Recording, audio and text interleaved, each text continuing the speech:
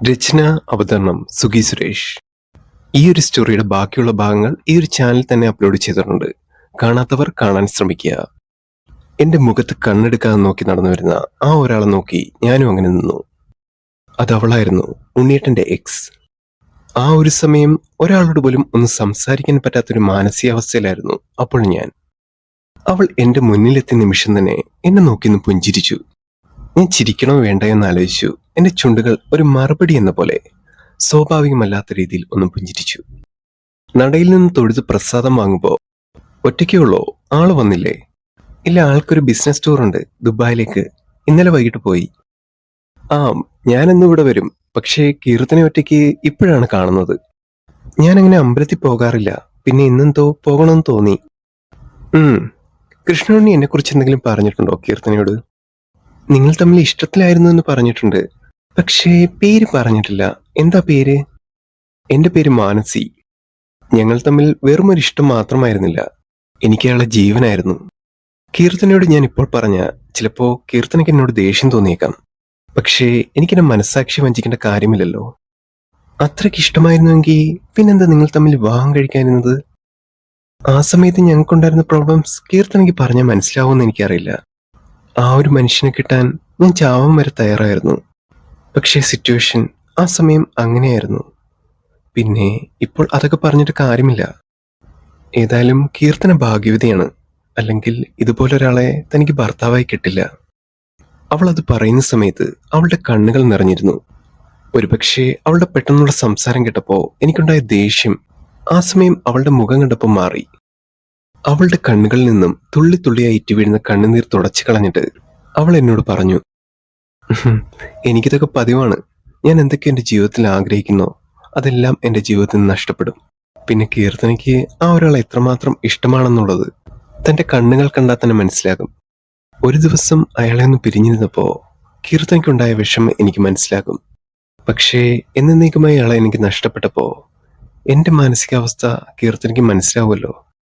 ഞാൻ ആ ഒരു സമയം അവൾ പറയുന്നത് കേട്ട് ഒന്നും മിണ്ടാതെ അങ്ങനെ നിന്നു. പെട്ടെന്ന് അവൾ ഒരു നിമിഷം എന്തോ ഒന്ന് ആലോചിച്ചിട്ട്, അയ്യോ ഞാൻ തന്നെ വിഷമിപ്പിച്ചെങ്കിൽ സോറി, പെട്ടെന്ന് പറഞ്ഞ് ഞാൻ കാട് കയറിപ്പോയി. കുഴപ്പമില്ല, നിങ്ങൾ പറയുന്ന ഈ ഒരു അവസ്ഥ എനിക്ക് മനസ്സിലാവും. ആ ഒരു സമയം അവൾ ഒന്ന് തിരിഞ്ഞിട്ട് ഒരു കുഞ്ഞു വീട് എന്നെ ചൂണ്ടിക്കാണിച്ചു. അതാണ് കേട്ടോ എന്റെ വീട്. കീർത്തന അമ്പലത്തിൽ വരുന്ന സമയത്ത് ഇടയ്ക്ക് അങ്ങോട്ട് വാ കേട്ടോ. ആ എന്ന് പറഞ്ഞിട്ട് ഞാൻ നടന്നു. എന്തോ ആ ഒരു നിമിഷം അവൾ പറഞ്ഞ കാര്യങ്ങൾ ഒരു ഭാര്യ എന്ന നിലയിൽ എനിക്ക് മനസ്സിൽ ഉൾക്കൊള്ളാൻ പറ്റുന്നില്ലായിരുന്നു.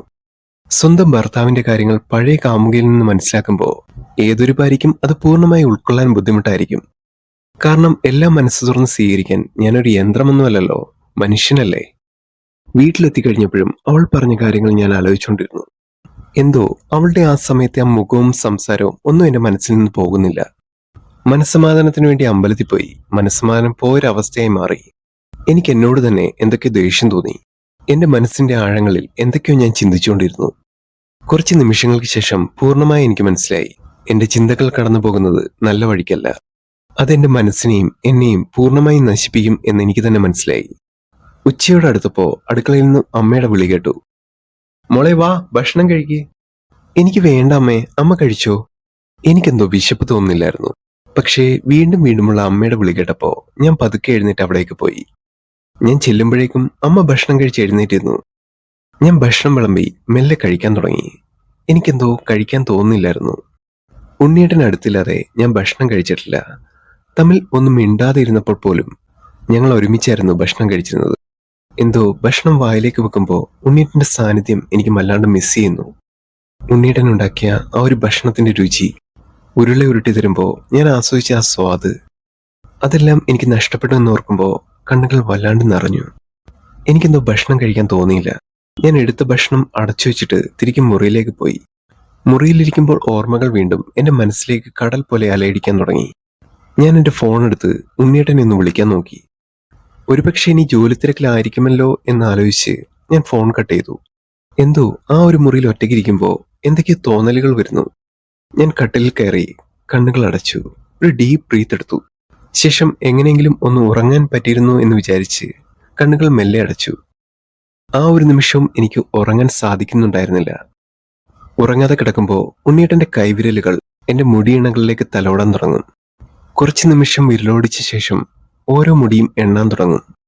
ആ ഒരു നിമിഷമാണ് ഞാൻ ഉറക്കത്തിലേക്ക് അറിയാതെ ആഴ്ന്നു വീഴുന്നത്. എന്തോ ഇനിയൊരു ഉറക്കം, അത് ഉണ്ണിയേട്ടന്റെ പ്രസൻസ് ഇല്ലാതെ അത് പൂർണ്ണമായി നഷ്ടപ്പെട്ടു എന്നുപോലും ഞാൻ ചിന്തിച്ചുപോയി. നമുക്ക് സ്നേഹം കൊണ്ടും ഒരാളെ ദ്രോഹിക്കാൻ പറ്റും.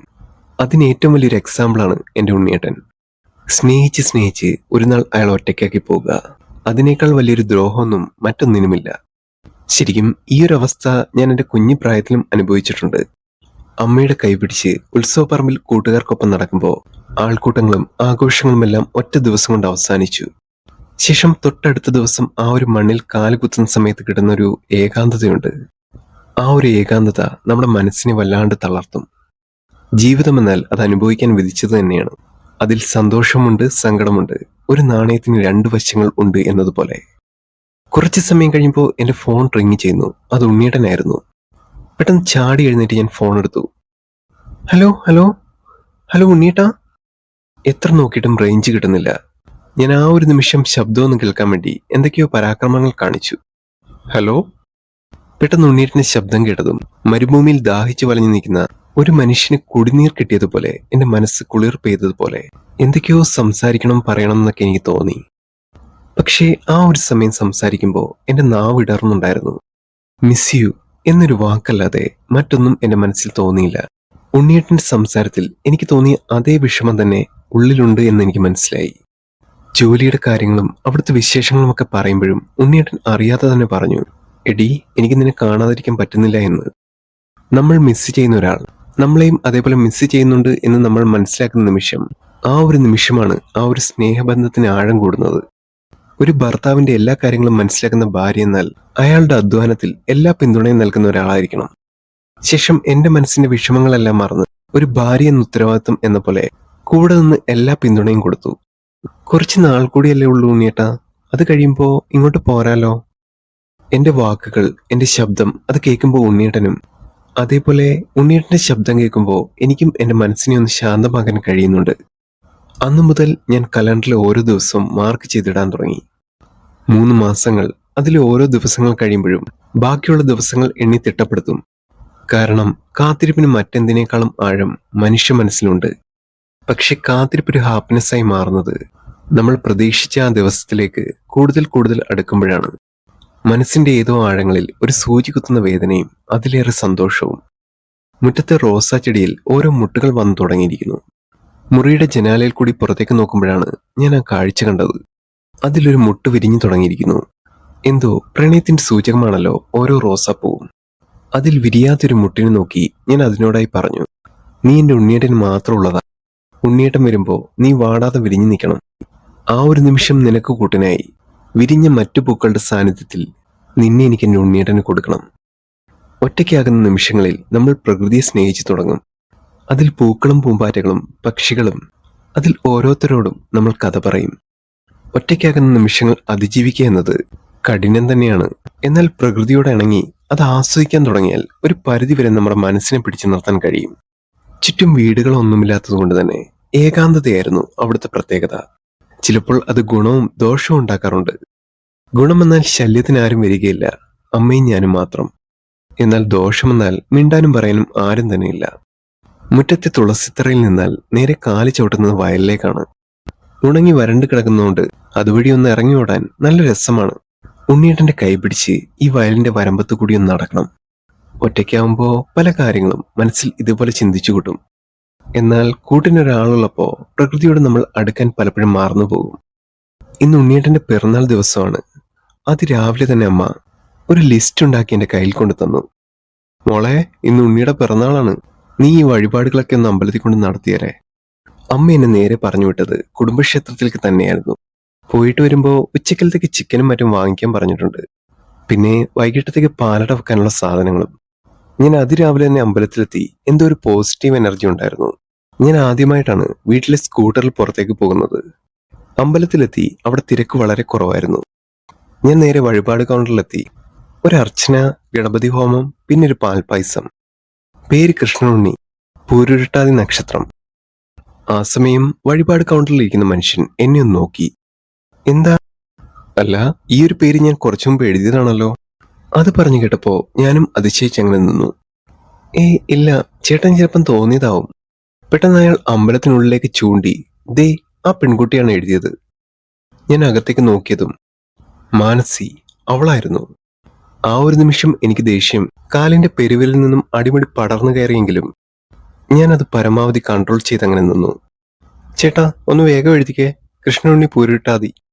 അയാൾ എഴുതി റെസിപ്റ്റ് കൈ തരുമ്പോ ഒരല്പം ദേഷ്യത്തോടെ പൈസ എടുത്തു കൊടുത്തിട്ട് ഞാൻ അമ്പലത്തിലേക്ക് നടന്നു. ഞാൻ അവൾക്ക് പരമാവധി മുഖം കൊടുക്കാതെ മുന്നോട്ട് തന്നെ പോയി. വഴിപാട് വാങ്ങിച്ച് തൊഴുതിറങ്ങുമ്പോ അവൾ എന്റെ പിന്നാലെ ഉണ്ടായിരുന്നു. കീർത്തന, അവൾ ഉറക്കെ വിളിക്കുമ്പോഴും അതൊന്നും കേൾക്കാത്ത മട്ടിൽ ഞാൻ വണ്ടിയുടെ അടുത്തേക്ക് വേഗം നടന്നു. കീർത്തന, അവൾ ഓടി എന്റെ അടുത്തേക്ക് വന്നു. എടോ, താനെന്താ വിളിച്ചിട്ട് മിണ്ടാതെ പോണേ? ഞാൻ ഒരുപാട് വിളിച്ചല്ലോ. ഞാൻ കേട്ടില്ല. കടയിൽ നിന്ന് കുറച്ച് സാധനം വാങ്ങിക്കാനുണ്ട്, കുറച്ച് തിരക്കാണ്, അതുകൊണ്ടാണ്. അത് പറഞ്ഞ് ഞാൻ വണ്ടി പതുക്കെ മുന്നോട്ടെടുത്തു. അവളോട് ദേഷ്യപ്പെട്ട് സംസാരിക്കാൻ എനിക്ക് തോന്നിയെങ്കിലും അവൾ ചെയ്യുന്ന കാര്യങ്ങൾ അവളുടെ ഇഷ്ടങ്ങളല്ലേ എന്ന് വിചാരിച്ച് ഞാൻ കടയിലേക്ക് പോയി. അമ്മ പറഞ്ഞതുപോലെ സാധനങ്ങളെല്ലാം ഞാൻ വാങ്ങിച്ചു. വീട്ടിൽ വന്ന് എല്ലാം ഒരുപോലെ കുക്ക് ചെയ്തത് ഞാനായിരുന്നു.